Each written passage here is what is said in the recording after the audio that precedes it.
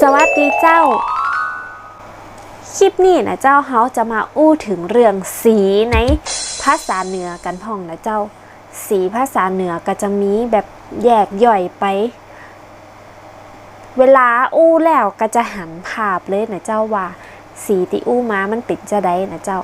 เดี๋ยวไปฟังกันเลยนะเจ้าว่าเป็นจะไดดำคุมมุ้มคือ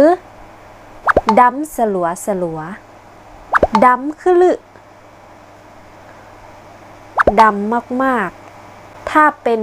ผิวก็ผิวดำค้ำดำพืชดำไปหมดดำขิมมิมดำกระดานดำคิกติ๊กดำมาก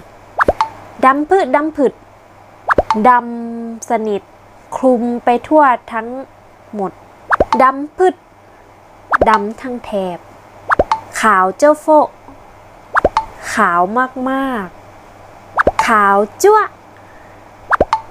ขาวนวลมนสกตกดำสกปรก